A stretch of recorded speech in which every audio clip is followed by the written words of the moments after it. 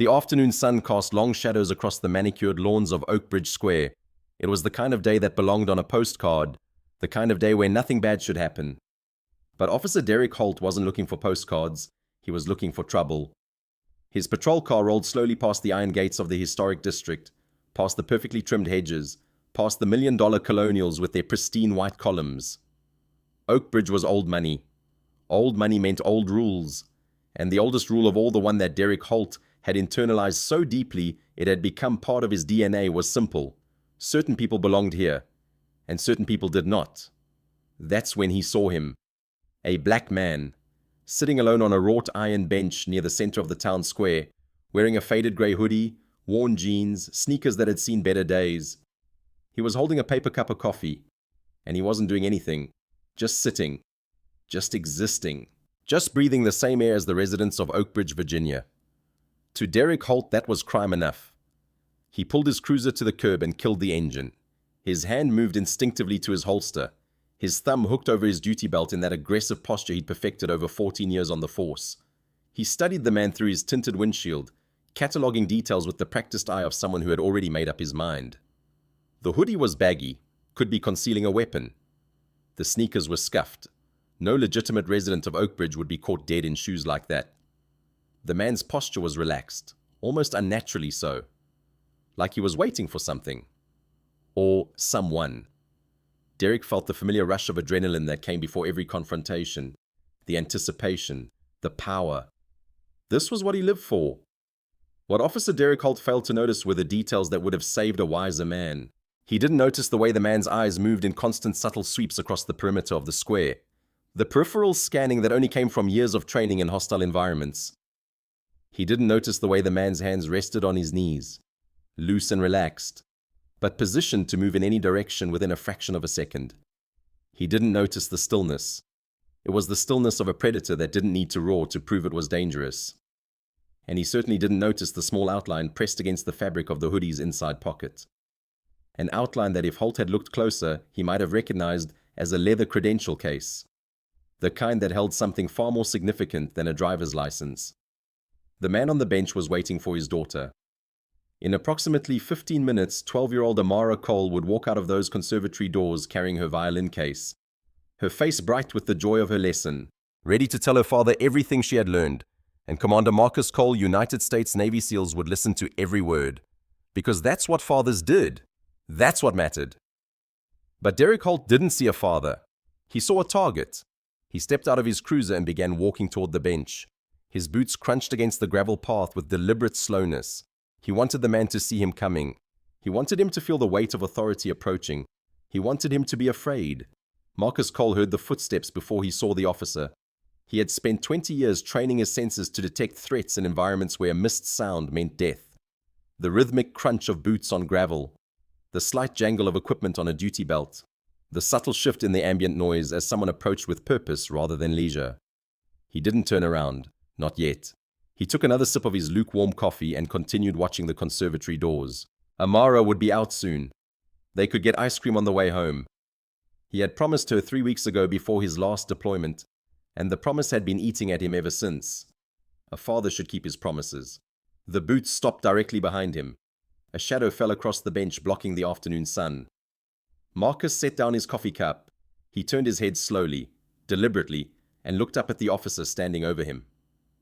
In that moment, looking into Derek Holt's eager, hungry eyes, Marcus Cole understood exactly what kind of man he was dealing with. He had seen that look before. In the eyes of warlords, in the eyes of terrorists, in the eyes of men who had been given the smallest taste of power and had let it rot their souls. The look of someone who wanted to hurt him. Marcus took a breath. He kept his hands visible, and he prepared himself for whatever came next, because Commander Marcus Cole had survived things that would break most men. He had operated in the most dangerous places on Earth. He had stared down enemies who would have cut off his head and broadcast it to the world. He could certainly handle one racist cop in a Virginia suburb, but he also knew with the clarity that came from 2 decades of combat experience that the next few minutes were going to require every ounce of discipline he possessed, because his daughter was about to walk out of those doors, and he would not let her see her father on the ground. To understand what happened next in Oakbridge Square, you first have to understand the man sitting on that bench. You have to understand where he came from, what he survived, and what he fought for, because Marcus Cole wasn't just a man in a hoodie, he was a living testament to what human beings could achieve when they refused to be broken by circumstance. Marcus Elijah Cole was born 42 years ago in the Sandtown, Winchester neighborhood of West Baltimore. If you've never heard of Sandtown, Winchester, consider yourself fortunate. It was the kind of place where the life expectancy was lower than some third world countries, where the unemployment rate hovered around 50%, where the sound of gunfire at night was as common as crickets in the suburbs, where children learned to navigate drug corners before they learned to read. Marcus's mother, Dorothy Cole, worked 3 jobs to keep a roof over their heads. She cleaned offices downtown from 5 in the morning to noon. She worked the register at a grocery store from 1 in the afternoon to 6. And 3 nights a week she took the bus to a nursing home where she changed bedpans and held the hands of dying strangers until midnight. Marcus would later calculate that his mother averaged 4 hours of sleep a night for 15 years straight. She did this without complaint. She did this because she loved him. She did this because she believed with every fiber of her being that her son was destined for something greater. "You're going to get out of here, baby," she would tell him. Her hands rough from cleaning products, her eyes heavy with exhaustion but burning with conviction. "You're going to be somebody. Don't you ever let anyone tell you different." Marcus never forgot those words. Even when he was 14 and the drug dealers on the corner offered him more money in a day than his mother made in a month.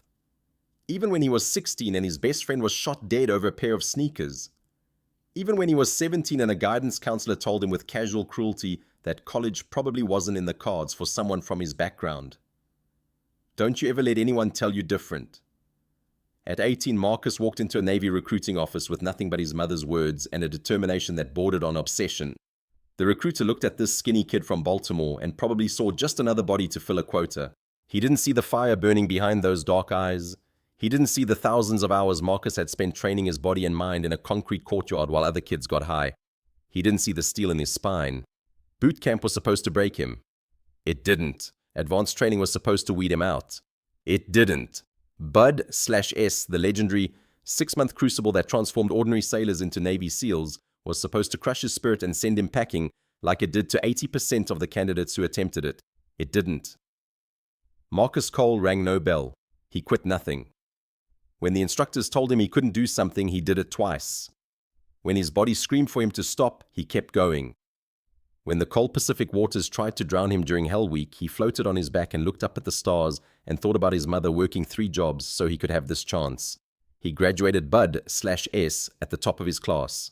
He was assigned to SEAL Team 4, then SEAL Team 6, the most elite special operations unit in the United States military. Over the next 2 decades, he would conduct over 300 missions in environments that the American public would never know about. He would earn 3 Silver Stars, 2 Bronze Stars with Valor, and a Purple Heart. He would hunt the most dangerous terrorists on the planet in locations that didn't appear on any official map. He would save lives. He would take lives. He would see things that would haunt him until his dying breath.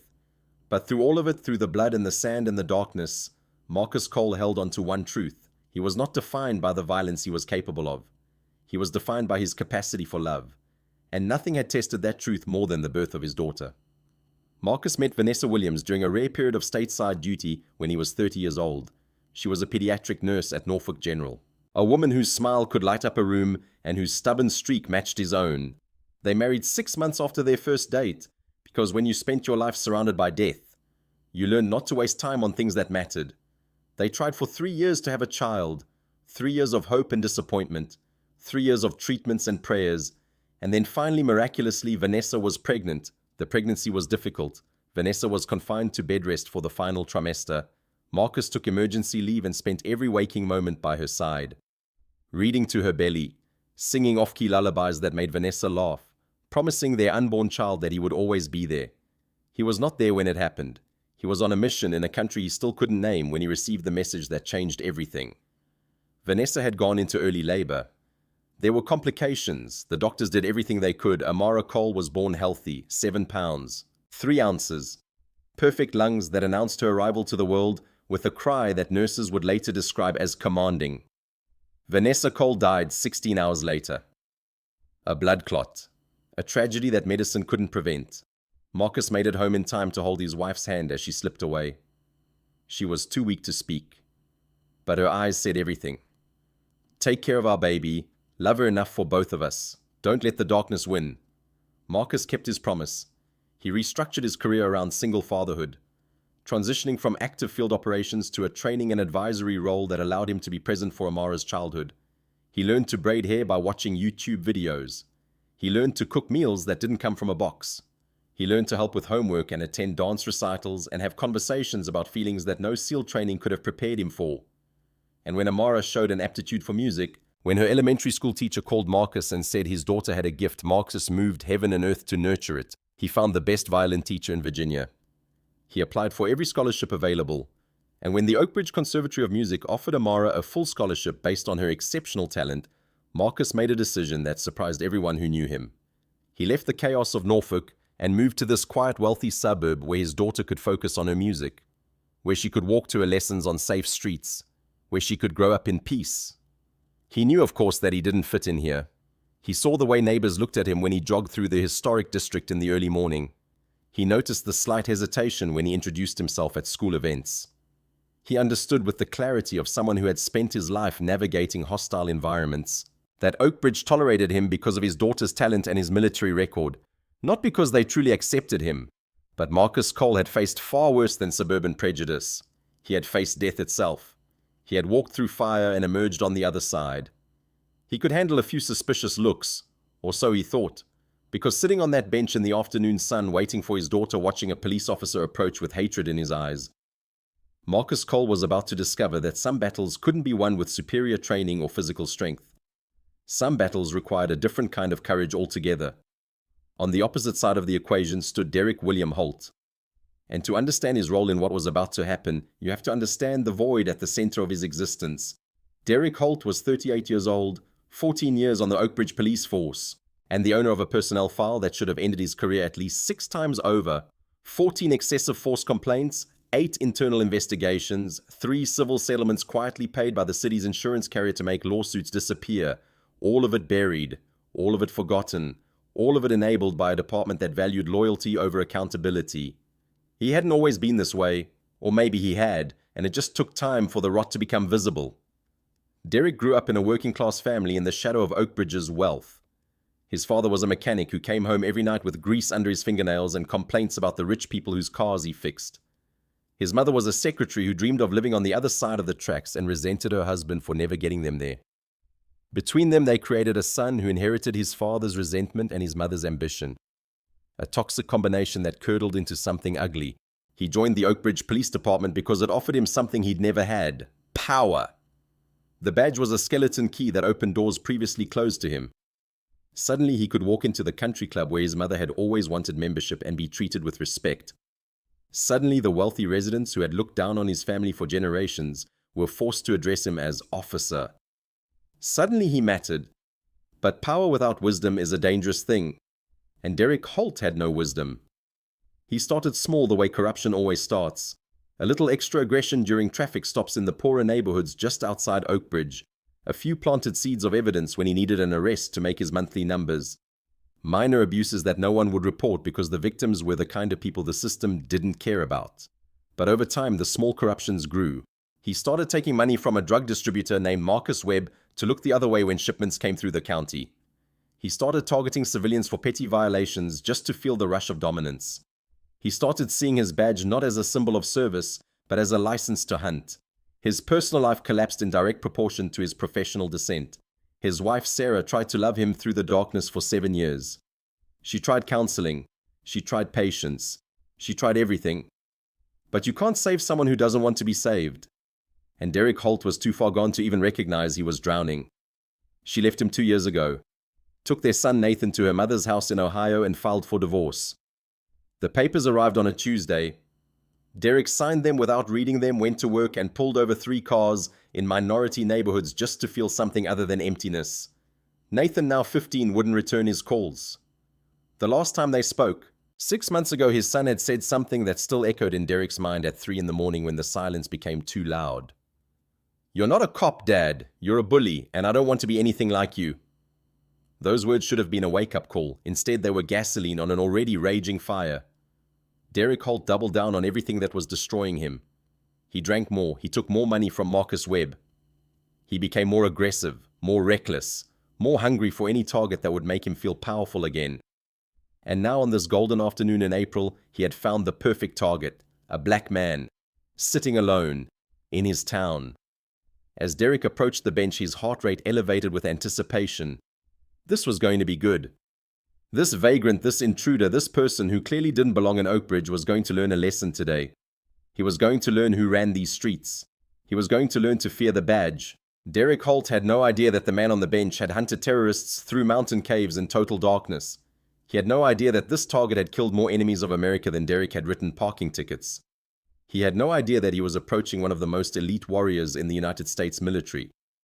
All Derek saw was skin color and opportunity. It was the last mistake of his career.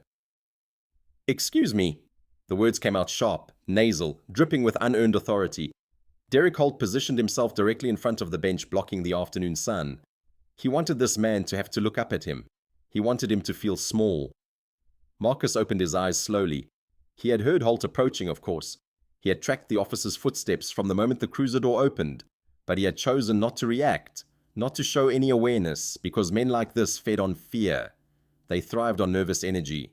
Denying them that response was the first step in controlling the encounter.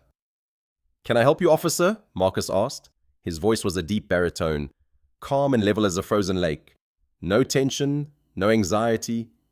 Just a man asking a reasonable question. Derek didn't answer immediately. He took a deliberate step closer, invading Marcus's personal space in a way that was designed to provoke.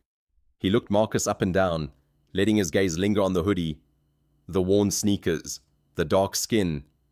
His lip curled into something between a sneer and a smile. "We've had some calls." Derek said, his eyes hidden behind mirror-tinted Oakleys. "About a suspicious individual loitering in the square, making residents uncomfortable." Marcus didn't blink. He processed the statement with the analytical clarity of someone trained to detect lies in hostile interrogations. First observation, no specific complaint was mentioned because there had been no complaint. This was a pretextual stop. Second observation, the officer's hand was resting near his holster in an aggressive posture that suggested he was hoping for confrontation. Third observation, the officer's body language broadcast hostility so clearly that any first-year SEAL candidate could have read it from 100 yards away. "I'm just waiting for my daughter," Marcus said, gesturing vaguely toward the conservatory across the street. "She's wrapping up a violin lesson." "Is that right?" Derek scoffed. The sound was theatrical, exaggerated. "You don't look like you have a kid in the conservatory. That place is tuition only. Expensive." There it was, the subtext laid bare. "You don't look like you belong here. You don't look like you can afford this. You don't look like us." Marcus felt a familiar coldness settle over him. It was the same coldness that descended before every mission, the mental shift from civilian to warrior. But he wasn't on a mission. He was waiting for his daughter. And the objective here wasn't to neutralize a threat. The objective was to get through this encounter without violence, without escalation, without giving this officer any excuse to take things further. "I'm aware of the tuition," Marcus said dryly. "My daughter has a full scholarship. She's very talented." Derek's jaw tightened. He didn't like being corrected. He didn't like the calm in Marcus's voice. He didn't like anything about this interaction because it wasn't going the way he had planned. The fear wasn't there. The submission wasn't there. Just this stillness, this infuriating stillness that made Derek feel like he was the one being evaluated. "Let me see some ID," Derek demanded, snapping his fingers. "Now!" Marcus didn't flinch. He knew his rights. Virginia was not a stop-and-identify state. He was under no legal obligation to provide identification unless he was being lawfully detained based on reasonable suspicion of a crime, sitting on a public bench while Black was not, despite what this officer seemed to believe a criminal offense. "Am I being detained, officer?" Marcus asked softly. Derek's face tightened. The veins in his neck bulged. He hated it when they knew the words. He hated it when they didn't immediately comply. He hated it when they made him work for it. "I said, let me see some ID." Derek repeated, his volume increasing. "Do you have a hearing problem, or are you just stupid?" Marcus felt his own heart rate remain steady at 62 beats per minute. He had been interrogated by Taliban commanders. He had been captured, tortured, and held in a concrete cell for 72 hours during a training exercise designed to simulate the worst conditions possible. A suburban police officer with a chip on his shoulder was not going to rattle him. "I'm asking if I'm being detained," Marcus repeated. His voice dropped an octave, becoming colder. "If I'm not, I'd prefer to sit here and finish my coffee." Derek laughed. It was a harsh, barking sound, completely devoid of humor. "Oh, you're a lawyer now. You think you're smart?" He took another step forward, close enough now that Marcus could smell the coffee on his breath, the faint hint of cigarettes that clung to his uniform, the sour note of a man who was sweating more than the temperature warranted. "Stand up," Derek ordered. "Turn around, hands on the bench." The words hung in the air between them. Marcus remained seated. His hands stayed visible, resting on his knees. He made no sudden movements, but he also made no move to comply. "For what crime?" Marcus asked. And in that moment, watching the rage build behind Derek Holt's mirrored sunglasses, Marcus understood that this encounter had crossed a threshold. The officer had expected submission. He had expected fear. He had expected this to be easy. It wasn't going to be easy. And that was going to make Derek Holt very, very dangerous. Derek Holt felt the heat rising in his chest. It was a physical sensation, a burning that started somewhere near his heart and radiated outward until his whole body felt like it was on fire. This wasn't how this was supposed to go. This vagrant, this intruder, this nobody was supposed to be afraid. He was supposed to stammer and comply and apologize for his existence. That's how this worked. That's how it always worked. "For failing to comply with a lawful order," Derek shouted, his voice loud enough to echo across the square. "And loitering." "Loitering isn't a crime in Virginia," Marcus said, his voice still maddeningly calm. "And you haven't given me a lawful order. You've demanded I produce identification without establishing reasonable suspicion that I've committed any offense. That's not a lawful order. That's harassment." Derek's hand moved closer to his holster. It was an unconscious gesture, a tell that any trained observer would have recognized as a precursor to violence. Marcus noted the movement, catalogued it, adjusted his own readiness posture imperceptibly. "You want to play games with me?" Derek asked, his voice dropping to a dangerous whisper. "You want to play lawyer? Fine. I'll show you what happens to smart guys in my town." He took a step back and unsnapped the retention strap on his holster. It was a deliberate gesture, a threat. The message was clear. "I can hurt you. And I will hurt you." Marcus felt the coldness spread through his entire body. He was entering combat mode. The mental state that had kept him alive through 300 missions in hostile environments. Time seemed to slow. His senses sharpened. He became aware of everything.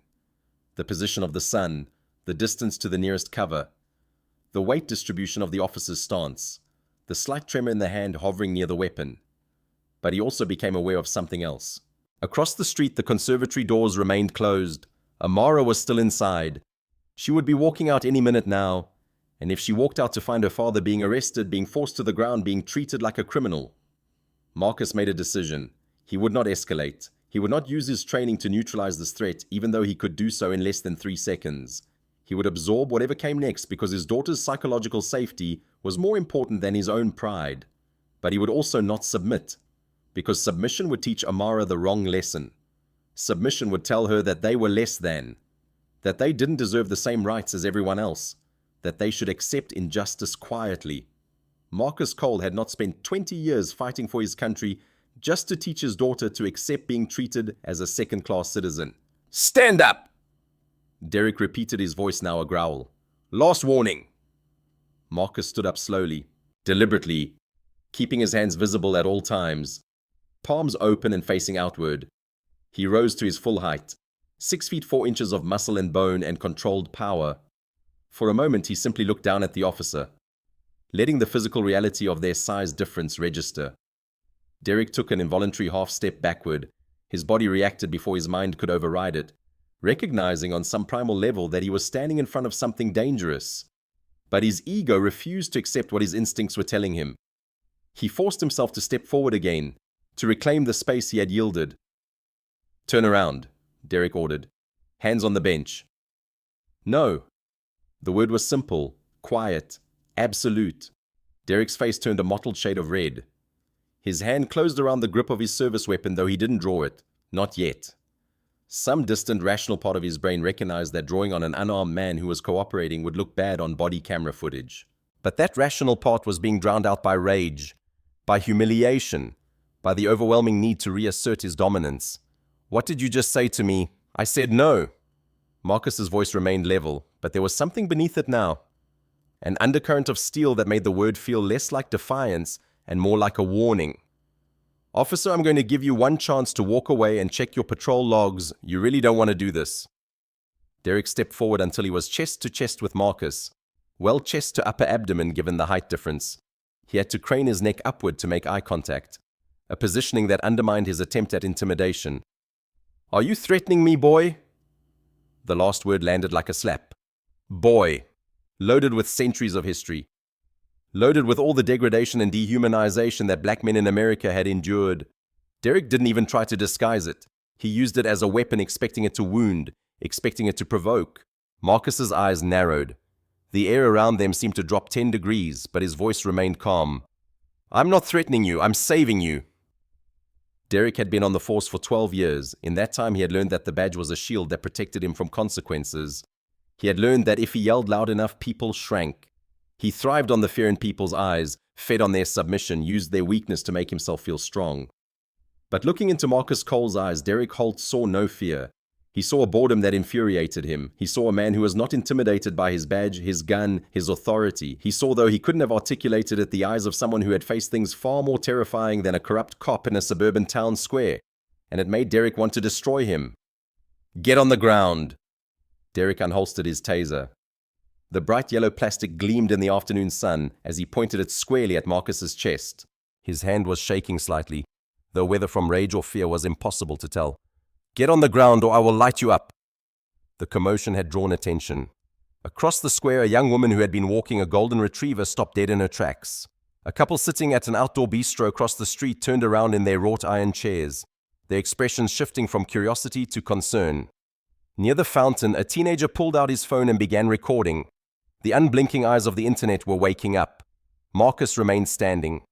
He did the calculations instantly, the way he had been trained to do. 7 feet of distance. If Derek pulled the trigger, the probes would hit his chest. Marcus had been tased before. During SERE school, survival, evasion, resistance, and escape. The training that prepared SEALs for the worst-case scenario of capture by hostile forces.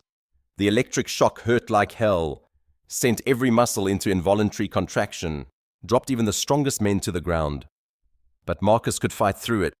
He had fought through worse. The question was whether he should. He looked past Derek's shoulder to the conservatory doors. Still closed. Amara would be walking out soon. 5 minutes, maybe 10. And if she walked into the scene, if she saw her father writhing on the ground from a taser, surrounded by police cars being treated like a criminal, the psychological damage would be immeasurable. Marcus made his choice. He would not fight. He would not run. He would not give this officer any justification for using force. But he would also not surrender his dignity. He would stand his ground literally and figuratively and let the cameras capture the truth of what was happening. I am a commissioned officer in the United States Navy, Marcus said, projecting his voice clearly so the gathering bystanders could hear. The teenager with the phone moved closer, still recording. Good. My identification is in my back right pocket. I'm slowly reaching for it. He began to move his right hand toward his pocket, moving with deliberate slowness, making every motion visible and non-threatening. Don't you move! Derek's voice cracked with hysteria. The taser wavered in his grip. His whole body was trembling now, the adrenaline dumping into his system, making him twitchy, unpredictable, dangerous. You're lying! Derek continued, spittle flying from his lips. You're a vagrant. I've seen your type before. Stolen valor. Is that it? You think you can lie to me? You think a cheap trick is going to get you out of this? Marcus lowered his hands slowly. He kept his palms visible. He maintained eye contact with Derek through the mirrored sunglasses. Check the ID, Marcus said firmly, or call your dispatcher and run my name. Marcus Cole. Commander Marcus Cole. I'm asking you to verify before you do something you can't take back. Derek hesitated. For one brief moment, some remnant of rationality flickered in his brain. The growing crowd, the phone's recording, the calm insistence of the man in front of him. Maybe he should call it in. Maybe he should verify. But the thought was drowned out almost immediately by the rage, by the humiliation of being talked back to, by the intolerable knowledge that this black man in a hoodie was not afraid of him. I'm not checking anything until you're in cuffs, Derek snarled. He holstered the taser and reached for his baton instead. The extendable metal weapon snapped out to its full length with a satisfying click. Derek had used this baton dozens of times. On drunks who didn't move fast enough, on homeless people who didn't clear out when told, on teenagers who talked back. It always worked. "Last warning," Derek said. He was grinning now, a predator's grin. "Get on the ground or I'm going to put you there." Marcus didn't move. Derek swung. It was a sloppy, telegraphed strike aimed at Marcus's knee.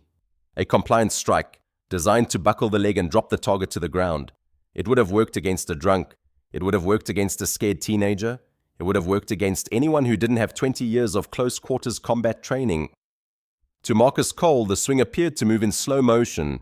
He didn't strike back. He didn't grab the baton. He simply shifted his weight. A subtle pivot of the hips that any casual observer would have barely noticed.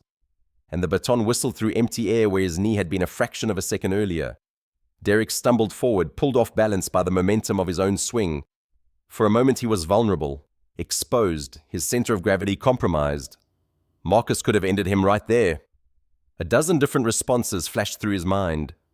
Techniques that would have dropped Derek to the ground in less than a second. Joint locks, pressure points, simple physics applied to the human body. But he didn't.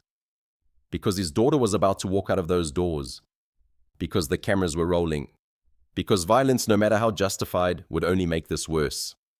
"Assault on an officer!" Derek screamed, his face turning purple with rage. He was humiliated. He had missed. He had looked foolish in front of witnesses. And he was going to make this man pay for it. "You are done! You are dead!" He lunged at Marcus, trying to tackle him, trying to bring him down through sheer momentum and body weight. It was like a toddler trying to tackle a redwood tree. Marcus caught Derek by the wrists. His grip was like a steel vice. Absolutely unbreakable. He didn't hurt the officer. He simply immobilized him, holding Derek's arms away from his body, rendering him completely helpless. They stood there for a moment, frozen in tableau. The crowd had grown. Phones were everywhere, recording from every angle. The teenager near the fountain was live streaming, his feed already attracting hundreds of viewers. "Let go of me!" Derek thrashed, kicking out wildly. "Let go!" "Calm down," Marcus commanded. It was the voice of a man used to giving orders that were followed instantly in life-or-death situations. The voice of a commander. "Look around you, Calder. You are making a mistake that will cost you your pension. Stop. Now!" Derek managed to key his shoulder radio with his chin. 1099 officer needs assistance. Town Square large male violently resisting arrest. Send everyone... The words crackled over the dispatch frequency. Somewhere across town, officers began moving toward the square. Sirens began to wail in the distance. Marcus released Derek and stepped back. His hands went up again, palms open and visible. "I haven't hit you," Marcus said, his voice projecting across the silent crowd. "I haven't threatened you. I'm waiting for my daughter, that is all." Derek stood there, panting, humiliated, stripped of his authority in front of dozens of witnesses. He slowly reached for his handcuffs, his eyes never leaving Marcus's face. "You're going to jail for a long time," Derek said, his voice trembling with barely suppressed rage. "I'm going to bury you under the jail. I'm going to make sure you never see daylight again." Marcus heard the sirens getting closer. He heard the excited murmur of the crowd. He felt the phones recording his every move. And then he heard something else. The creak of heavy wooden doors opening. The sound of young voices, laughing and talking. The conservatory had let out. Marcus turned his head toward the building. A stream of students was pouring out, carrying violin cases and cellos and sheet music. Among them, wearing a bright yellow ribbon in her hair, was a 12-year-old girl with her father's eyes. Amara was looking for him, and when she saw the police lights, the crowd, the officer with handcuffs in his hands, the fear that crossed her face nearly broke Marcus Cole's heart. The baton strike had been meant to bring Marcus to his knees. Instead, it had done something far worse. It had exposed Derek Holt's incompetence to a growing audience. It had transformed a simple harassment into a spectacle, and it had set into motion a chain of events that would ultimately consume everything Derek had built. But Derek Holt didn't understand any of that in the moment. All he understood was rage. All he felt was the burning humiliation of missing, of being immobilized, of being made to look foolish in front of the cameras. His mind had narrowed to a single point of obsession. This man had to be punished. This man had to suffer. This man had to learn. "You resisted," Derek was saying even as the sirens grew louder. "You assaulted me. I have it on camera." "Your camera captured me avoiding a strike and then restraining you without injury," Marcus said. That's called de-escalation. That's what you were supposed to do. The crowd had grown to perhaps 40 people. Phones were everywhere, glowing rectangles capturing every moment, every word. The teenager who had been live streaming now had over 2,000 viewers, the number climbing by the second. Someone in the comments had already identified the location. Someone else was trying to identify the officer. This wasn't just a local incident anymore. It was becoming national. Derek heard the sirens arrive. 3 patrol cars screeched into the square. Lights flashing. Officers emerging with hands on weapons. For a moment, hope surged in his chest. Backup. Witnesses who would support his version. Brothers in blue who would help him salvage this disaster. Sergeant Rita Vasquez was the first to reach them. She was a 15-year veteran, a composed woman who had seen her share of difficult encounters. She took in the scene with quick professional eyes. The growing crowd, the phones, the size disparity between the two men, the baton on the ground where Derek had dropped it. "What's going on here?" Vasquez asked, her voice carefully neutral. "This individual resisted a lawful order," Derek said immediately. "He assaulted me. I need him in cuffs." "He swung a baton at me while I was standing with my hands visible," Marcus said. "There are approximately 40 witnesses and about a dozen phones recording. I haven't touched him except to prevent him from injuring me." Vasquez looked at Derek, then at Marcus, then at the crowd of civilians with their phones. Her jaw tightened. "Derek," she said quietly, pulling him aside. "What did he do?" "He was loitering, acting suspicious. He refused to show ID." "Derek." Vasquez's voice hardened. "What crime did he commit? What was your probable cause for the stop?" Derek's mouth opened and closed. "I had reports. Suspicious individual. You know how it is." "I know how it is," Vasquez said, and there was no mistaking the disgust in her voice. "I know exactly how it is, and I know that those cameras just recorded whatever actually happened." She turned to Marcus. "Sir, I apologize for this situation. Can I see some identification?" Marcus reached into his back pocket, slowly, keeping his movements visible. He withdrew a leather credential case and handed it to the sergeant. Vasquez opened it. She looked at the contents, and her face went absolutely pale. The credential case contained 2 items. The first was a military ID card bearing Marcus's photograph and the designation Commander Marcus Cole, USN. The second was something else entirely. A brass trident, the special warfare insignia that only Navy SEALs were authorized to wear. "Oh, Jesus Christ!" Vasquez breathed. Derek was watching. What is it?" Vasquez closed the credential case and handed it back to Marcus. Her hand was shaking slightly. "What is it?" Derek repeated louder. Vasquez turned to look at him. In that moment, her expression contained something close to pity. "You just tried to assault a Navy SEAL commander," she said quietly. "And Derek, you need to stop talking. Right now. You need to not say another word until you have legal representation." Derek felt the blood drain from his face. For a moment, the world seemed to tilt on its axis. Navy SEAL, commander. The words didn't make sense. They couldn't make sense. This was just some vagrant, some nobody, some... He looked at Marcus with new eyes. The stillness that had infuriated him suddenly seemed different. The calm that had enraged him suddenly seemed dangerous. The size, the bearing, the way the man had avoided the baton strike like it was nothing. "That's..." Derek's voice came out as a croak. "That's impossible. He's lying. It's stolen valor. Check the ID. It's fake." "It's not fake," Vasquez said. "I've seen enough military credentials to know the difference. This is real." "Then run it," Derek was shouting now. "Call it in, verify." "I will." Vasquez keyed her radio. "Dispatch, I need a priority verification on a military credential. Commander Marcus Cole, United States Navy. Run everything you can find." The radio crackled. The crowd was silent, watching. The cameras were still recording, and across the square a 12-year-old girl was fighting through the crowd, her violin case clutched to her chest, tears streaming down her face, desperate to reach her father. The next few minutes would be replayed millions of times in the days that followed, on news broadcasts, on social media platforms, in courtrooms and congressional hearings. They would become a defining image of police misconduct, a viral moment that encapsulated everything wrong with a broken system. Derek Holt, even knowing what Vasquez had just told him, made the decision that would destroy his life. He arrested Marcus Cole anyway. Later psychologists would analyze his choice. Some would call it cognitive dissonance. The inability to accept information that contradicted his worldview. Some would call it narcissistic rage. The need to assert dominance even in the face of overwhelming evidence that he was wrong. Some would simply call it racism so deeply embedded that it overrode survival instinct. Whatever the explanation, the result was the same. "I don't care what that ID says," Derek spat. "He resisted. He assaulted me. He goes in the car." Derek listened to me very carefully, and Vasquez said, "If you arrest this man, your career's over. The department will not protect you. The union will not protect you. You are on camera trying to assault an unarmed man who happens to be one of the most decorated special operators in the United States military. Do not do this." Derek's face was purple with rage. His hands were shaking. Every warning sign of a man operating outside rational control was flashing red. "He doesn't get to walk away," Derek said. "Not after embarrassing me. Not after making me look bad. He goes in the car, Rita, or I'll go over your head to the captain." Vasquez looked at the other officers who had arrived. She saw the conflict in their faces. The blue wall of silence, that unspoken code that protected cops who crossed the line, was wavering. But it hadn't broken. Not yet. "Fine," she said finally, but I want it on record that I advised against this. And I want your body camera footage preserved. Every frame." Derek pulled the handcuffs from his belt and approached Marcus.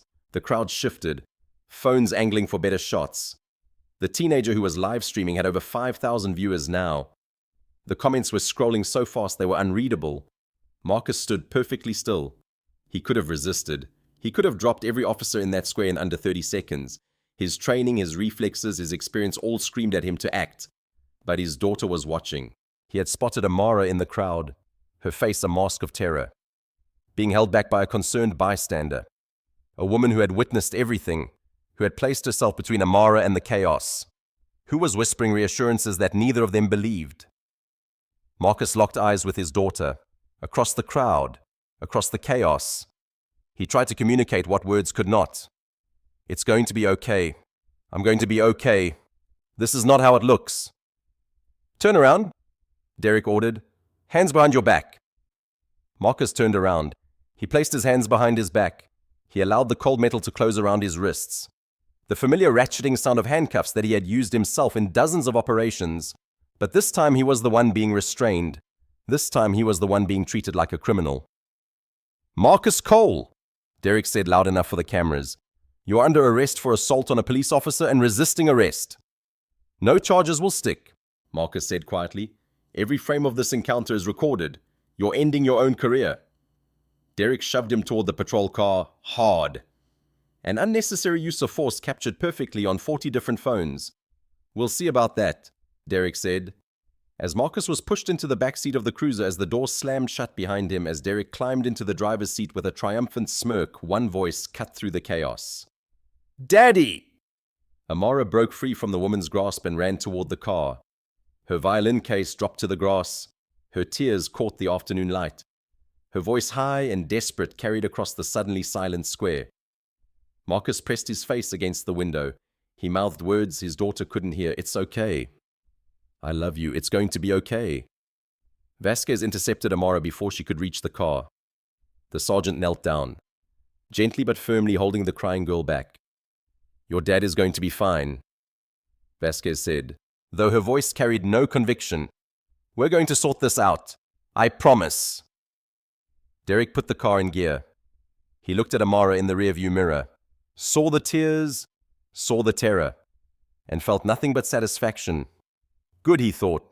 Let her see what happens when you don't show respect.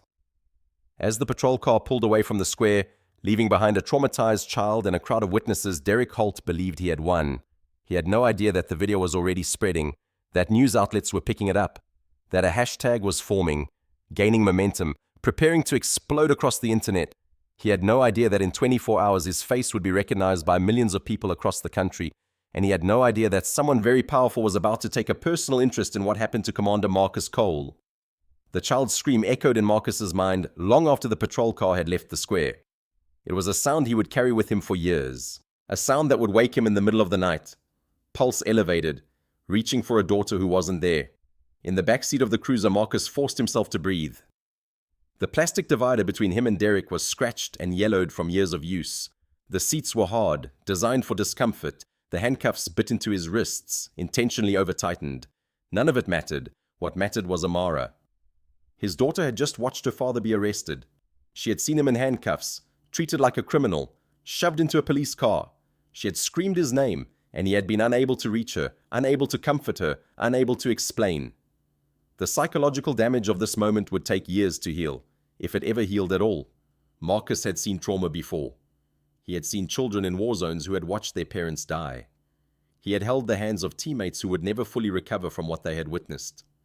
He understood with brutal clarity that the next few hours and days would be critical in determining whether this experience defined his daughter's relationship with authority forever.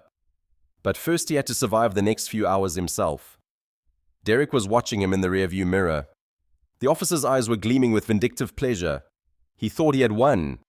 He thought the uniform and the badge and the institutional power of the police department would protect him from consequences. He was wrong. But he didn't know it yet. "You're awfully quiet back there," Derek said. "Not so tough now, are you? Not so smart." Marcus didn't respond. There was nothing to be gained by engaging. Every word he said could be twisted, taken out of context, used against him. Silence was the only tactical choice. "Your kid was crying pretty hard." Derek continued, his voice dripping with mock sympathy. "Maybe you should have thought about her before you decided to resist a lawful order. Maybe you should have just shown some respect."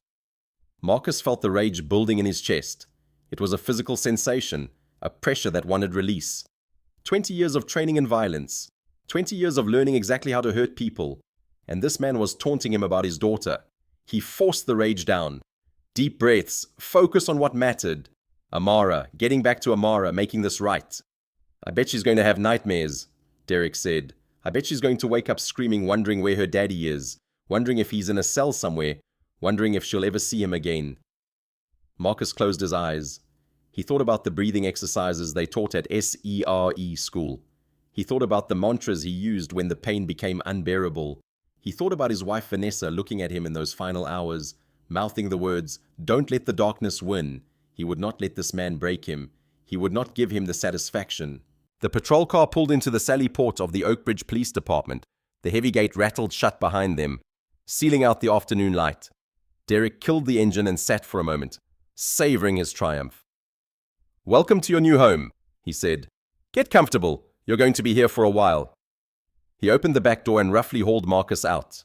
The handcuffs were still too tight. Marcus could feel his fingers starting to go numb.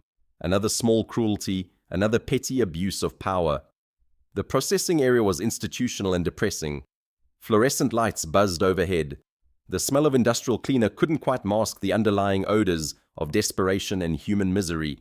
A desk sergeant looked up from his computer as Derek marched Marcus toward the booking counter. "What have we got?"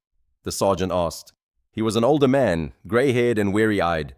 His name tag read Miller. "Assault on an officer," Derek announced proudly. "Resisting arrest. This one's a real piece of work. Thinks he's tough." Sergeant Miller looked at Marcus, then at Derek, then back at Marcus. Something flickered in his expression. Recognition, concern. It was hard to read. "What's your name, sir?" Miller asked, his tone notably more respectful than Derek's had been.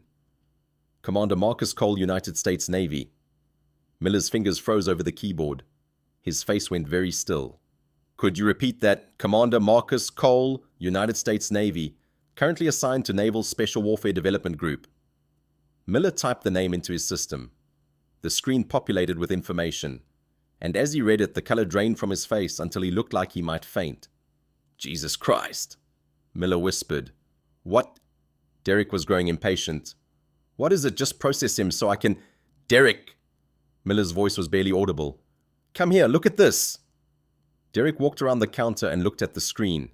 Marcus watched his expression transform in real time. Confusion, denial, dawning horror, and finally pure uncut terror. The screen showed Marcus Cole's service record, the SEAL Trident designation, the classified operations, the Silver Stars, the Bronze Stars, the Purple Heart, the commendations and awards that most officers would never receive in a dozen lifetimes, and at the bottom a note that made Derek's blood run cold. Current status: active duty, commanding officer, Vice Admiral Raymond Price, Naval Special Warfare Command. "A 3-star admiral is his boss," Miller said. a 3-star admiral, and you just arrested him for what exactly? Derek's mouth opened and closed like a fish drowning in air. Get the captain, Miller said. Now get the captain and get the chief on the phone. And Derek, you might want to start thinking about how you're going to explain this to the federal government. The next 2 hours were a masterclass in institutional panic. Captain Morrison arrived within 15 minutes, summoned from a Sunday dinner with his family. He was a tall man with silver hair and a reputation for political savvy. He had navigated the treacherous waters of local politics for 30 years. He had survived scandal and controversy and budget cuts and everything else that could derail a law enforcement career. He had never dealt with anything like this. Tell me again, Morrison said, standing in the small conference room adjacent to the holding cells. Tell me exactly what happened. Derek was sitting at the table, his face pale, his hands shaking. The confidence that had carried him through the arrest was gone, replaced by the dawning recognition of catastrophe. I had reports of a suspicious individual. Derek said for the 4th time. In the town square. I approached to investigate.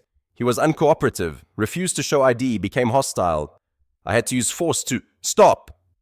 Morrison held up a hand. Stop right there. You had reports from whom... dispatch mentioned. I pulled the dispatch logs. Morrison's voice was ice. There were no reports of a suspicious individual in the town square. No calls from residents, no complaints. Nothing. You invented the probable cause, Derek. That's not... I had reason to believe. You had reason to believe. Morrison leaned forward, a black man sitting on a bench. That was your reason, in 2024, with half the country watching for exactly this kind of thing. Your reason for approaching a decorated military commander with your hand on your weapon was that he was black and sitting down. Derek had no response.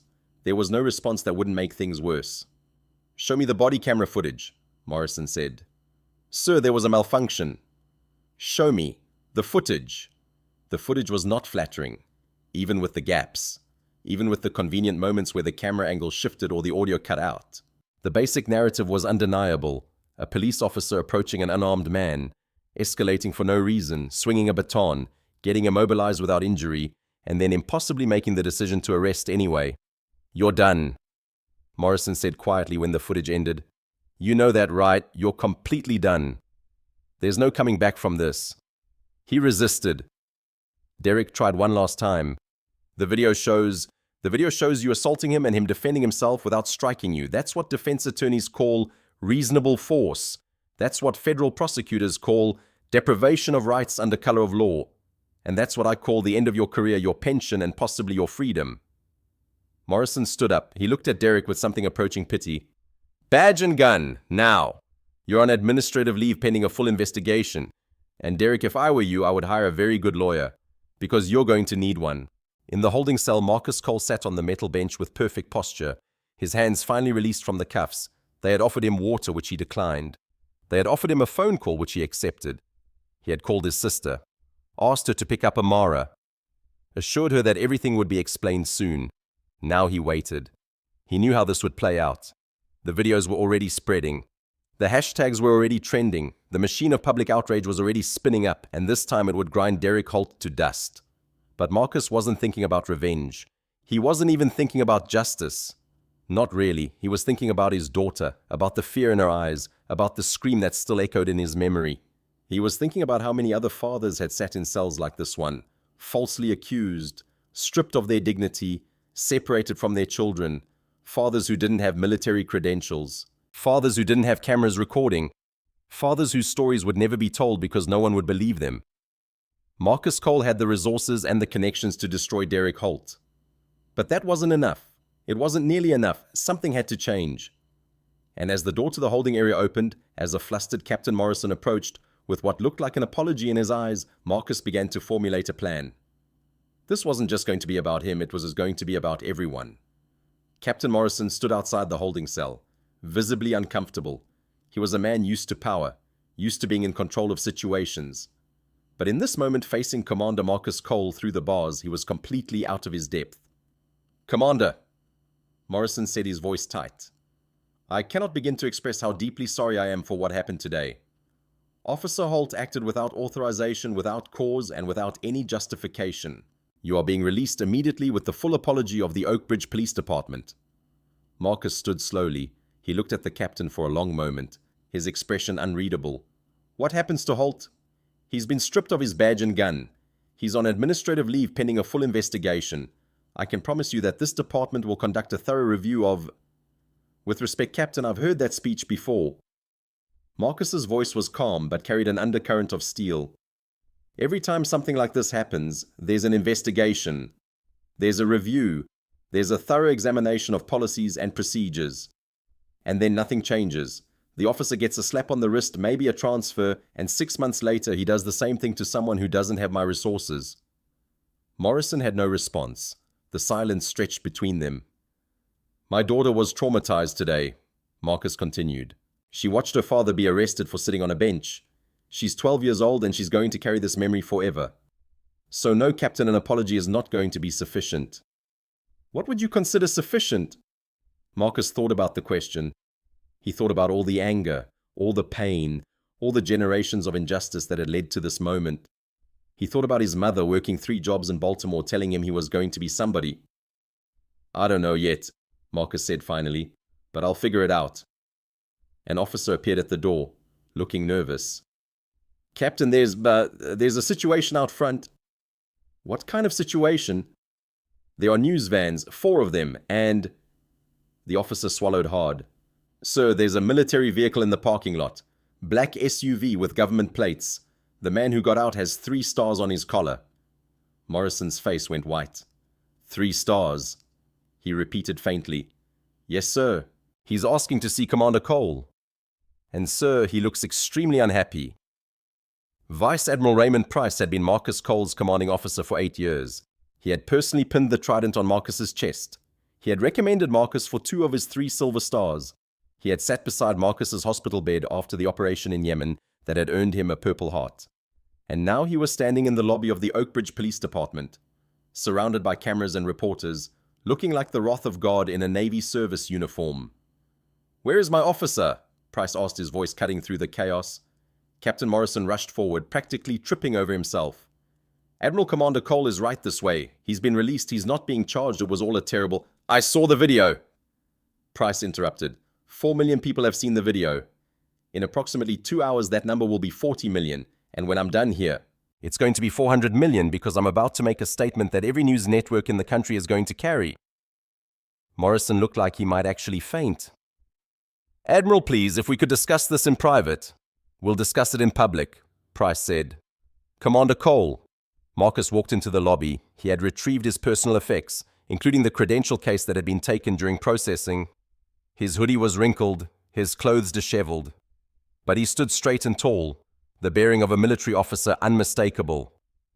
"Sir," Marcus said, "are you injured?" "No, sir." "Is your daughter safe?" "She's with my sister, sir. She's shaken, but she's safe." Price nodded. He looked at the assembled cameras, at the reporters who were furiously scribbling notes, at the officers who were trying very hard to be invisible.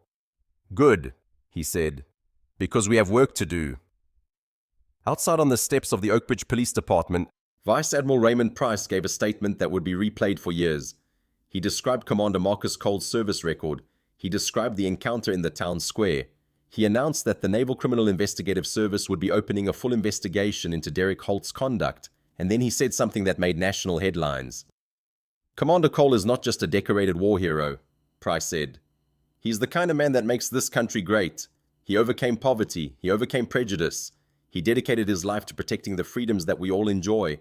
And today in the country, he has spent 20 years defending he was treated like a criminal for sitting on a bench."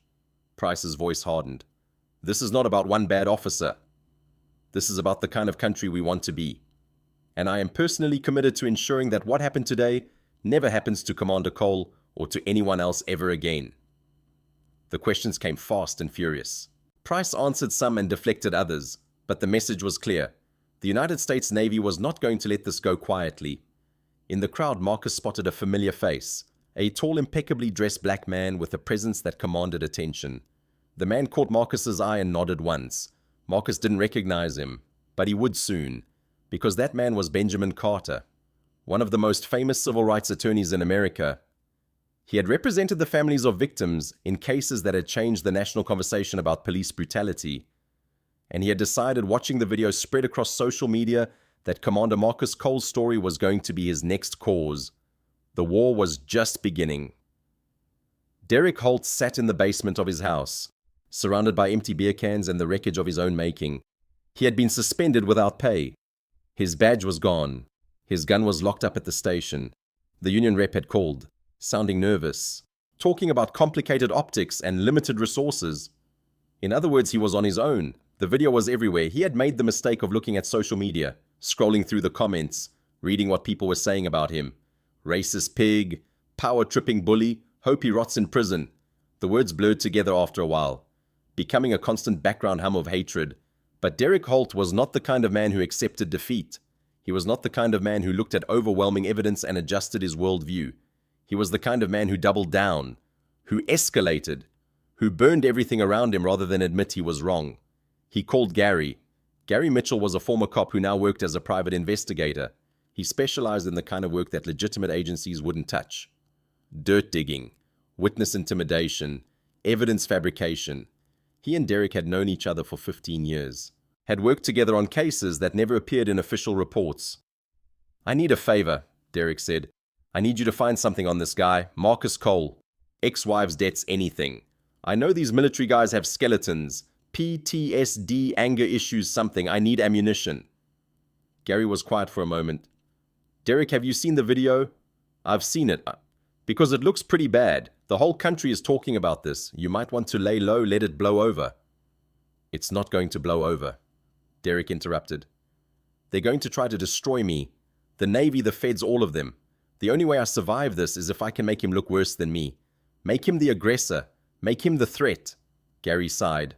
"I'll see what I can find. But Derek, this could backfire. Badly. Just do it." 3 days later, Gary called back. "I found something. It's not much, but we can work with it. Cole was involved in a bar fight in Virginia Beach 12 years ago. Charges were dropped, but there's a police report, and he's been seeing a therapist at the VA. PTSD treatment, maybe anger management. We can spin it." Derek felt hope for the first time since his world had collapsed. "That's it. Unstable Navy SEAL snaps at local cop. PTSD-riddled veteran threatens officer's life. We leak it to the right blogs, get a sympathetic news anchor to run with it, and suddenly I'm the victim. I know a guy at the local station, Trey Lang. He's hungry for viral content. I can set up an interview. Do it." The segment aired 2 nights later on the local news. Derek wore a suit that didn't quite fit, looking somber and wounded. He wiped at his eyes on camera, practicing the careful choreography of victimhood. "I didn't want to hurt him," Derek told the interviewer, his voice wavering. He had this look in his eyes, the 1,000-yard stare. "I've seen it before in vets with issues. I thought he was having a flashback. I was trying to contain him for his own safety, and he grabbed me, nearly broke my arm." The segment included an edited clip of the encounter, carefully cut to show only the moment Marcus restrained Derek's wrists. The baton swing was missing. The racial slur was missing. The unprovoked aggression was missing. "I'm the victim here," Derek concluded, looking directly into the camera. "But because he's got brass on his collar, I'm the one losing my pension. I'm the one being treated like a criminal." The fallout was immediate and brutal. At Oakbridge Middle School, Amara Cole was eating lunch in the cafeteria when a group of older students approached her table. She was still recovering from the trauma of watching her father's arrest, still having nightmares, still flinching at the sight of police cars. "My dad says your dad is a psycho," one boy sneered loud enough for the whole cafeteria to hear. "He says your dad should be in a mental hospital, not the Navy." Amara felt the blood drain from her face. The other students at her table went silent. "That's not true," she said, her voice small. "It's on the news." Another kid chimed in. "He attacked a cop. He's got anger issues. My mom says people like that are dangerous." Amara's eyes filled with tears. She stood up abruptly, leaving her lunch tray, and ran toward the bathroom. She could hear laughter following her down the hallway. In the bathroom, she locked herself in a stall and cried. She thought about the father who had always protected her, who had never raised his voice, who had held her hand through the hardest moments of her life. And she thought about the terrible words she was hearing, the lies that were spreading, the world that seemed determined to tear him down. That night, she called her aunt and asked a question that would haunt Marcus for years. Is Daddy going to prison? Is he going to go away forever? Marcus was on the other side of the world when he learned about the news segment. He was in Djibouti at Camp Lemonnier, overseeing a critical operation that required his attention. He had been awake for nearly 72 hours, running on coffee and adrenaline, trying to compartmentalize his personal crisis so he could focus on his professional responsibilities. Then his sister called. "She won't stop crying," his sister said. "She's been bullied at school. She's asking if you're going to prison. Marcus, you need to come home." Marcus felt something break inside him, the carefully constructed walls that had allowed him to function, to lead, to be the commander his men needed, crumbled in an instant. "I'll be there as soon as I can," he said. Tell her Daddy is coming home. Tell her I'm going to fix this." He hung up and stood in silence for a long moment. Then he went to find Admiral Price. "Sir," Marcus said, "I need emergency leave. My daughter." Price held up a hand. "I know. I've seen the news segment. The countermove was predictable but effective. They're trying to change the narrative." "I don't care about the narrative," Marcus said. "I care about my daughter." "I know you do, and that's why we're going to destroy them." Price pulled out a thick manila folder. "While you've been saving the world, some people have been doing their homework. Commander, meet Benjamin Carter. He's been waiting to talk to you." The Gulfstream G650 touched down at Norfolk Naval Station at 0300 hours local time. Marcus descended the stairs into a Virginia night that felt heavier than the air in Yemen had ever been. The humidity stuck to his skin. The darkness pressed in around him. And somewhere in the city he no longer trusted his daughter was having nightmares. A black government Suburban was waiting on the tarmac. Admiral Price was already inside, along with a man Marcus now recognized from countless news broadcasts. Benjamin Carter, the attorney whose name had become synonymous with justice. "Commander Cole," Carter said as Marcus climbed into the vehicle. "I wish we were meeting under better circumstances. I've reviewed the footage, the personnel files, and the smear campaign that's currently being run against you. The good news is we have an overwhelming case. The bad news is they're going to fight dirty." Marcus shook the attorney's hand. "They've already started fighting dirty. My daughter is being bullied at school. She's asking if I'm going to prison." Carter's expression hardened. "Then we don't just fight back, we obliterate them." The briefing took place in a secure conference room at Naval Station Norfolk. Spread across the table were documents, photographs, and printouts from social media. The scope of the attack against Marcus's reputation was comprehensive and malicious. "They've leaked a police report from 12 years ago," Carter explained. "A bar fight in Virginia Beach. The charges were dropped because you were defending a fellow SEAL who was being attacked, but they're not mentioning that context. They're framing it as evidence of violent tendencies." Marcus nodded. He remembered that night. A group of drunk civilians had decided to start trouble with men they didn't realize were special operators. The fight had lasted approximately 8 seconds. No one had been seriously hurt. The charges had been dropped within 48 hours. "They've also obtained your VA medical records," Carter continued. "Illegally, I should add. They're claiming you're being treated for PTSD and anger management issues. They're painting you as a ticking time bomb." "PTSD treatment isn't shameful," Marcus said quietly. "Half the men I've served with are dealing with it. We encourage each other to get help." "Of course you do, and we're going to make that point very clearly. But here's the thing, Commander. They've overplayed their hand. The person who leaked your medical records committed a federal crime. The edited video they released can be compared against the unedited versions from civilian phones. And the officer in question, Derek Holt, has a personnel file that reads like a masterclass in police misconduct." Carter slid a document across the table. Marcus read through it, his expression growing darker with each page. 14 excessive force complaints in 6 years. 8 internal investigations, all dismissed or settled quietly. 3 civil lawsuits, all paid out by the city's insurance carrier. A pattern of targeting minorities for petty violations.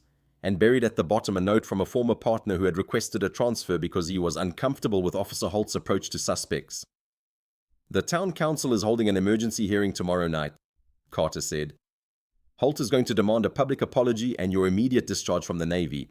He's going to claim self-defense. He's going to cry on camera." Marcus looked up from the document. "What's our play?" Carter smiled. It was the smile of a man who had spent 30 years destroying people who thought they were untouchable. "We let him think he's won. We let him walk into that hearing, say his piece, dig his grave nice and deep, and then we bury him." Admiral Price leaned forward.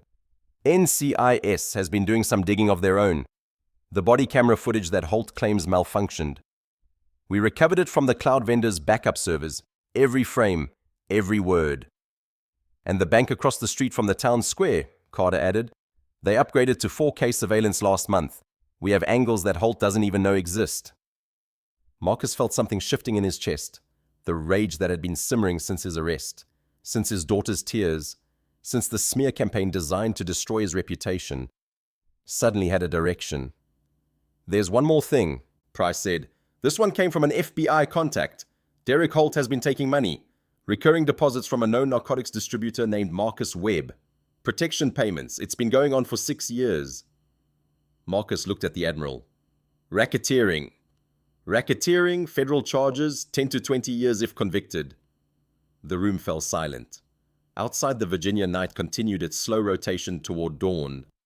Somewhere in the city, a 12-year-old girl was sleeping fitfully, dreaming of police cars and handcuffs and a world that seemed designed to hurt her. Marcus thought about his mother, about working 3 jobs, about telling him he was going to be somebody. Let's end this, he said. The Oakbridge Community Gymnasium was transformed for the emergency town council meeting. Folding chairs had been arranged in neat rows, filling the basketball court.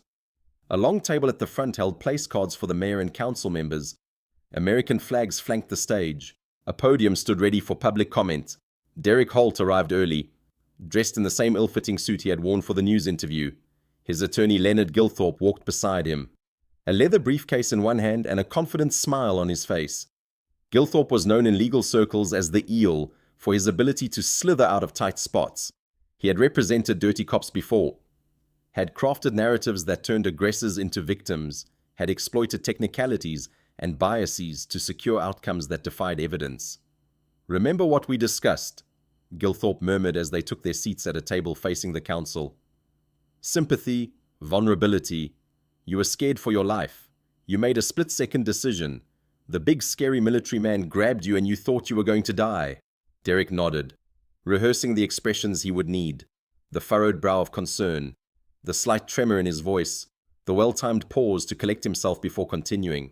The gymnasium was filling up. Residents of Oakbridge, people who had read about the incident in the newspaper, curious onlookers who wanted to witness the drama firsthand. News cameras were being set up along the walls, their lights creating pools of harsh brightness. Derek scanned the crowd, looking for familiar faces. He saw some neighbors who had expressed support. He saw some colleagues from the department who had promised to testify on his behalf. He saw the local reporter Trey Lang who had run the sympathetic segment. What he didn't see was any sign of Marcus Cole or the Navy. A smile tugged at the corners of his mouth. There were no shows. The intimidation had worked. The smear campaign had been effective. The mighty Navy, for all its posturing, had decided that this particular battle wasn't worth fighting. "They're not coming," Derek whispered to Gilthorpe. The attorney glanced around the gymnasium and nodded. It appears they've calculated the political costs. Fighting a sympathetic local officer risking a public relations battle, they've decided to cut their losses. So we've won. We've won the first battle. Let's make sure we win the war. At 7 p.m. precisely, Mayor Patricia Hendricks called the meeting to order. She was a thin woman with silver hair and a perpetually worried expression. The kind of local politician who had risen to power by avoiding controversy rather than confronting it. "We're here to discuss the incident that occurred in Oakbridge Square." Mayor Hendricks began reading from a prepared statement. "Our goal is to hear from all parties and determine the appropriate path forward. I remind everyone that this is a public forum and we expect civil discourse." Gilthorpe stood immediately. "Madam Mayor, if I may, I'd like to address the council on behalf of Officer Holt." "You may proceed." Gilthorpe walked to the podium, his footsteps echoing in the hushed gymnasium. He gripped the sides of the lectern and looked out at the assembled crowd with an expression of profound sorrow. "What happened in Oakbridge Square was a tragedy," he began. "But not the tragedy you've been told. The narrative being pushed by outside forces, by the military establishment, by the media, is fundamentally false. Officer Derek Holt is not a villain. He is a victim." He paused for effect. Officer Holt was doing his job. He was responding to reports of a suspicious individual in our town square making residents uncomfortable. He approached in a professional manner. He asked for identification, and that's when things went wrong. Gilthorpe's voice dropped to a near whisper. The individual became aggressive, hostile. He refused to comply with basic requests. When Officer Holt attempted to detain him for everyone's safety, the individual grabbed him with enough force to nearly break his arm. Officer Holt believed in that moment that he was going to die. "Derek!" On cue wiped at his eyes. "Commander Cole is a trained killer," Gilthorpe continued. "That's not an insult. That's his job description. He has been trained by the United States government to end human lives." And when he grabbed Officer Holt, when he looked at him with those cold, dead eyes, Officer Holt saw his own death approaching. The crowd murmured. Some heads nodded. The fact that Commander Cole is being treated as a hero in this story is a miscarriage of justice. The fact that Officer Holt's career, his pension, his livelihood are being threatened because he tried to protect our community is an outrage. We are here to demand accountability, not for Officer Holt, but for the military establishment that thinks its personnel are above the law. Gilthorpe returned to his seat, looking satisfied. The room was quiet, contemplative. The narrative was taking hold. And then the gymnasium doors slammed open. The sound was like a gunshot in the silent gymnasium. Every head turned toward the back of the room. Every camera swiveled. Every breath stopped. Commander Marcus Cole walked through the double doors like he was walking into combat. He was not wearing the hoodie. He was not wearing civilian clothes. He was wearing his full navy dress blues. And the effect was stunning. The uniform was immaculate. Gold stripes on his sleeves caught the light. Ribbons covered his chest. A rainbow of valor that told a story of sacrifice most people in the room couldn't begin to comprehend. Silver stars, bronze stars, the Purple Heart, the Legion of Merit. Each decoration represented missions completed, enemies defeated, lives saved. He walked with the bearing of a man who had faced things far more terrifying than a gymnasium full of suburban residents. His footsteps were measured and deliberate. His expression was calm, focused, utterly controlled. Flanking him were two men who commanded their own forms of power. To Marcus's right walked Vice Admiral Raymond Price, 3 silver stars gleaming on his collar. The Admiral was older, grey-haired, but his posture radiated authority that transcended rank. He had commanded fleets, he had directed operations that changed the course of history, and he looked absolutely furious. To Marcus's left walked Benjamin Carter, the civil rights attorney, carrying a leather briefcase that seemed heavy with doom. Carter's reputation preceded him. He had taken on cases that made national headlines. He had forced cities and states and institutions to confront their failures, and he was smiling, which was never a good sign for the people he had come to oppose. Derek's confident smile faltered. He leaned toward Gilthorpe. "You said they weren't coming," he hissed. "Sit down!" Gilthorpe whispered back. "Let me handle this." But Derek could see the attorney's hands shaking slightly as he gripped his pen. Marcus stopped in the center aisle, 10 feet from the council table.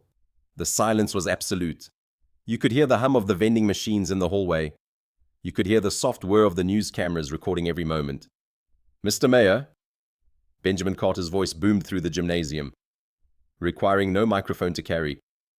"I am Benjamin Carter, retained counsel for Commander Cole. We apologize for our late arrival. The commander was conducting a classified operation overseas while Officer Holt was conducting a different kind of operation here in Oakbridge." He walked to the podium, displacing Gilthorpe without acknowledging his existence. "I've just listened to Mr. Gilthorpe's statement. Compelling performance, really quite moving. There's just one problem." Carter paused, letting the tension build. Every word of it was a lie. The crowd erupted in murmurs. Mayor Hendricks banged her gavel. "Order, we will have order." "Officer Holt claims he was responding to reports of a suspicious individual," Carter continued. "Those reports don't exist. We have the dispatch logs. No calls were received. No complaints were filed. Officer Holt invented the probable cause." "That's a lie!" Derek shouted, half rising from his seat. "Officer Holt claims Commander Cole became aggressive and hostile. The commander stood with his hands visible and asked if he was being detained. Officer Holt claims he nearly had his arm broken. Medical records show no injuries whatsoever." The video was edited. Derek was standing now, face red, spittle flying. "They're lying. They doctored the footage." Carter smiled. It was the smile of a predator that had cornered its prey. "Funny you should mention the video," he said. "Officer Holt deleted his body camera footage. He thought that would protect him. He forgot that these devices upload to cloud servers with 90-day retention policies. And he certainly forgot that the bank across the street recently upgraded to 4K surveillance." He signaled to a technician at the back of the room. A massive projection screen descended behind the council table. "Let's watch what actually happened, shall we?" The video began to play. It was high definition, crystal clear, captured from the bank's security camera at an angle that showed both Marcus and Derek perfectly. The gymnasium watched in silence as the encounter unfolded. They saw Derek approach Marcus on the bench, his posture aggressive, his hand resting near his weapon. They saw Marcus remain seated, hands visible, face calm. They saw Derek demand identification. They saw Marcus ask if he was being detained, and they saw Derek's face twist with rage at the question. "Note the body language," Carter narrated. "Commander Cole is seated, hands on his knees, making no threatening movements. Officer Holt is invading his personal space hand near his weapon, visibly agitated." The video continued. They saw Derek order Marcus to stand. They saw Marcus comply, rising slowly, keeping his hands visible. They saw Derek grab Marcus's shoulder, and they saw the look on Derek's face when Marcus asked him to reconsider. "Listen carefully," Carter said. "The audio has been enhanced." Derek's voice echoed through the gymnasium, clear as a bell. "Are you threatening me, boy?" The crowd gasped. The word hung in the air, ugly and undeniable. Boy, used as a weapon, used as a slur. Several people in the audience stood up, faces twisted with anger. Mayor Hendricks was gripping her gavel so hard her knuckles were white. The video continued. They saw Derek draw his taser and point it at an unarmed man who was simply standing with his hands raised. They saw Derek holster the taser and draw his baton. They saw the swing, sloppy and telegraphed, aimed at Marcus's knee, and they saw Marcus simply not be there when the baton arrived. A subtle shift of weight, no counterattack, no aggression, just avoidance. "That," Carter said, "is what Officer Holt is calling assault. A man avoiding a baton strike that would have shattered his kneecap. And this is what happened next." They watched Derek lunge at Marcus. They watched Marcus catch his wrists and immobilize him without striking. They watched Marcus hold Derek helpless for several seconds before releasing him. No punches thrown, no kicks, no strikes of any kind. Commander Cole used the minimum force necessary to protect himself, and then he let go. That's not assault. That's restraint. Derek was sinking in his chair, his face the color of old ash. But Carter wasn't done. Now let's look at what happened after Officer Holt thought the cameras were off. The screen changed. This was new footage, clearly from Derek's own dash cam, time-stamped just minutes after the arrest. The gymnasium watched as Derek sat in his patrol car, hyperventilating, wiping sweat from his forehead. They watched him pull out his phone and dial a number. His voice filled the room. "Gary, it's Vance. I need a favor. I need you to pull a file on a guy named Marcus Cole. I want to know everything. Ex-wife's debts, parking tickets. I'm going to ruin this guy. I don't care if I have to lie. These black military guys always have issues. We'll paint him as a thug." Pandemonium. The gymnasium erupted. People were standing, shouting, pointing fingers at Derek. The betrayal was visceral. Many of these residents had defended Derek. They had believed his story. They had felt sympathy for him, and he had played them for fools. Derek sat frozen in his chair, unable to breathe. His chest felt like it was being crushed.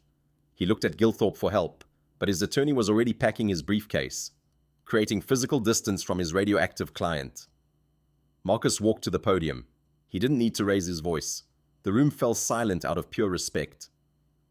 "My daughter cried herself to sleep 3 nights in a row," Marcus said. His deep voice rumbled through the gymnasium like distant thunder.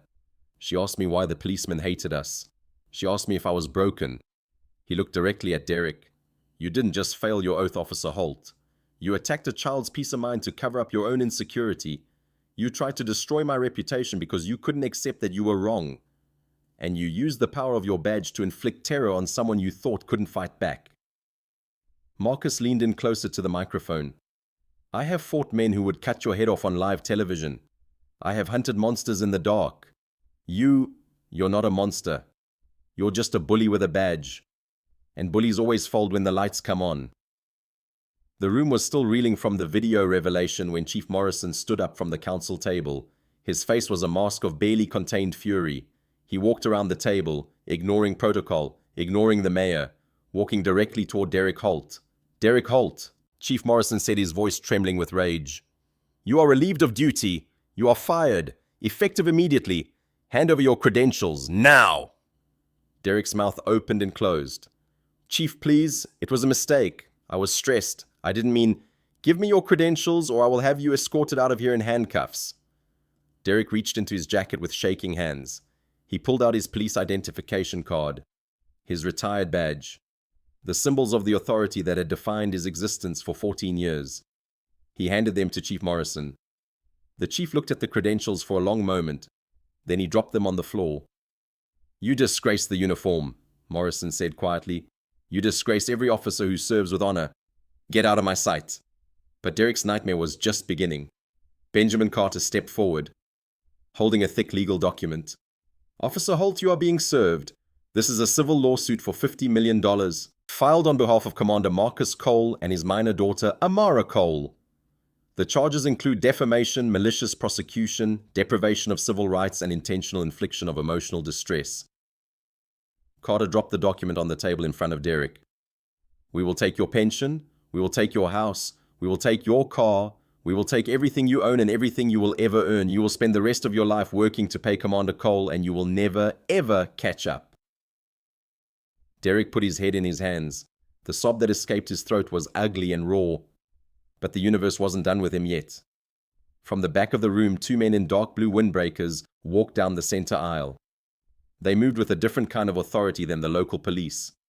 On the back of their jackets in bold yellow letters were three letters that made Derek's blood run cold: FBI. They walked straight to the table where Derek sat collapsed. "Derek Holt," the lead agent asked. Derek looked up, his eyes bloodshot and wild. "What, I'm being sued? I know, This isn't about the lawsuit." The agent pulled a pair of handcuffs from his belt. "We've been monitoring your bank accounts as part of a civil rights inquiry initiated by Mr. Carter. We found some interesting recurring deposits from known narcotics distributors." The room went dead silent again. "Taking protection money is a federal crime, Derek. That's a RICO predicate. That's racketeering." "I don't. I never. You have the right to remain silent. Anything you say can and will be used against you in a court of law." The agent spun Derek around and slammed him onto the table. The handcuffs clicked shut around his wrists, loud as gunshots in the hushed gymnasium. "Derek Holt, you are under arrest for federal racketeering, corruption, and deprivation of rights under color of law." The arrest happened in full view of the cameras. Every news outlet in the region was recording. The footage would be broadcast on national networks within the hour. By morning, it would be everywhere, shared and reshared millions of times. Derek's legs gave out as the agents hauled him up. He had to be dragged, weeping and wailing, past the very residents he had claimed to protect, past the colleagues who had once called him friend, past the reporters who were already composing their leadees. As he passed Marcus Cole, Derek looked up with begging eyes.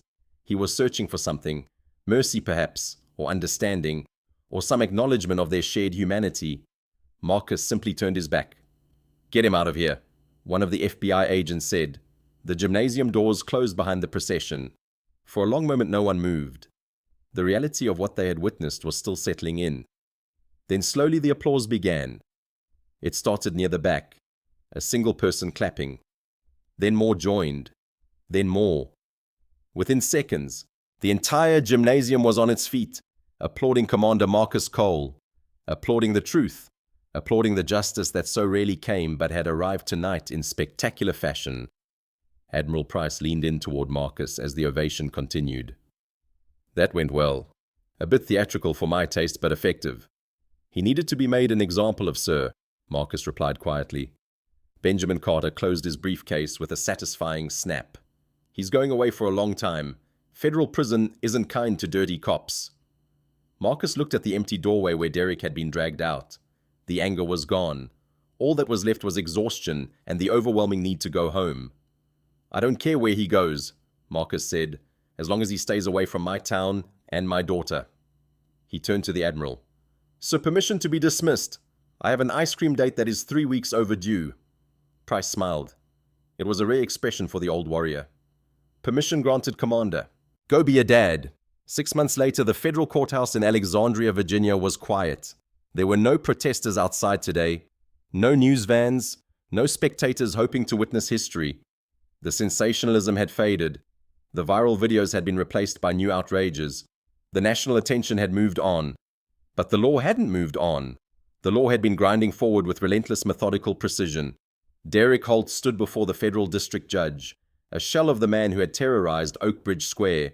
He had lost 30 pounds in custody. His buzz cut had grown out into patchy graying hair. The cheap suit he wore hung off his frame like a shroud. He stood alone. His wife had filed for divorce 3 days after his arrest. She had taken everything she could carry and moved to Ohio. where she would try to rebuild a life untainted by his name. His son Nathan had refused to testify on his behalf, had refused even to visit him in the county jail. "You're not a cop, Dad," Nathan had written in a letter that arrived during Derek's second month of incarceration. "You're a bully, and I don't want to be anything like you. Don't contact me again." His former colleagues on the police force had testified against him. Every one of them. They had described years of racist remarks, excessive force, corruption. They had provided documentation they had been saving for exactly this moment. Insurance policies against a man they knew would eventually go too far. The police union had abandoned him. His attorney had withdrawn, citing irreconcilable differences. A public defender had been assigned to his case. A young woman who did her best but was overwhelmed by the mountain of evidence. The FBI had traced the protection money back 8 years. 17 deposits totaling $47,000 from Marcus Webb's drug operation. Derek had used the money for vacations, for a new truck, for the illusion of a life he couldn't actually afford. The civil rights charges had stuck as well. The video evidence was irrefutable. The pattern of misconduct was undeniable. 3 former victims had come forward to testify, describing encounters that matched Derek's treatment of Marcus Cole almost exactly. The jury had deliberated for less than 2 hours, guilty on all counts. Now came the sentencing. Judge Patricia Marlowe looked down at Derek from the bench. She was a stern woman in her 60s, appointed by 3 different presidents to various judicial positions. She had seen corruption in many forms, but the look in her eyes suggested that Derek Holt's case had offended her on a personal level. "Mr. Holt," she began, her voice filling the silent courtroom, "you were entrusted with a badge, a symbol of public safety, a contract with the community you served. Instead, you used that badge as a license to hunt." Derek tried to speak, to offer some final plea for mercy, but his voice cracked. "Your Honor, I just wanted to keep the town safe." "No." Judge Marlowe cut him off sharply. "You wanted to feel powerful, and in your pursuit of that power you engaged in racketeering, extortion, and the deprivation of civil rights. You targeted a decorated war hero because of his skin color, and when he didn't break, you tried to destroy his life with lies and criminal conspiracies." She paused, letting the words settle. "You are a disgrace to every officer who wears the uniform with honor." The gavel came down with a sound like a gunshot. "I sentence you to 15 years in federal prison. You will serve 85% of that time before being eligible for any form of supervised release. You are remanded to custody immediately." Derek's knees buckled. He would have collapsed if the marshals hadn't caught him. As they moved in to shackle him, he looked back at the gallery one last time. He was searching for someone to save him. A face from his past, a colleague, a friend, anyone. The pews were empty. He was dragged out the side door, sobbing, into a life of concrete walls and numbered jumpsuits. The bully was finally irrevocably broken. 2 weeks after the sentencing, the atmosphere in Oakbridge was unrecognizable. It was a crisp, perfect Saturday in October. The dogwoods had turned brilliant shades of red and gold. The air was clean and cool, carrying the scent of autumn leaves and fresh-cut grass. Commander Marcus Cole stood on the marble steps of the Oakbridge Conservatory of Music. He wasn't wearing a uniform today. He wore a simple button-down shirt and slacks, looking less like a warrior and more like what he had always wanted to be, a father. Beside him stood Benjamin Carter, holding a giant ceremonial check. The amount written on it was staggering. $12 million. The entirety of the settlement Marcus had won from the city, the police department, and their insurance carriers. Every penny paid by the taxpayers who had allowed Derek Holt to operate for 14 years without accountability. A hush fell over the crowd. Hundreds of people had gathered for the announcement, residents of Oakbridge, families from surrounding communities, reporters and cameras, people who had been suspicious of Marcus when he first moved here, and people who now understood how wrong they had been. When this started, Marcus said into the microphone, his voice calm and steady, "I was told I didn't belong here. I was told that this square, this neighborhood, this conservatory were reserved for a certain kind of person." He looked down at Amara, who was standing beside him clutching her violin case. She was beaming with pride, the fear that had haunted her for months finally beginning to fade. "Money is a tool," Marcus continued. "It can be used to build walls, or it can be used to build bridges. I don't want this money. It was paid for by the taxpayers because the system failed, so I am giving it back to ensure the system never fails a child again." He gestured to a banner being unfurled above the conservatory doors, "The Cole Foundation for the Arts and Leadership." This endowment will cover full tuition instruments and travel costs for 50 students every year, students from underserved neighborhoods, students who have the talent but not the zip code. They will learn here, they will play here, and they will remind us that excellence comes in every color. The applause that followed wasn't polite. It was thunderous. It was release of tension that the town had been holding for 6 months. It was acknowledgement of pain survived and lessons learned, and justice finally served. Chief Morrison, who had managed to keep his job through a comprehensive departmental reform, stood at the back of the crowd. He caught Marcus's eye and nodded. It was a nod of respect, a promise that things would be different, that the department would be different. Marcus returned a single curt nod. Keep trying. After the cameras had packed up, after the crowd had dispersed to the reception, Marcus and Amara slipped away. They walked down the familiar sidewalk toward the town square. They walked past the boutiques and the cafes and the perfectly manicured lawns.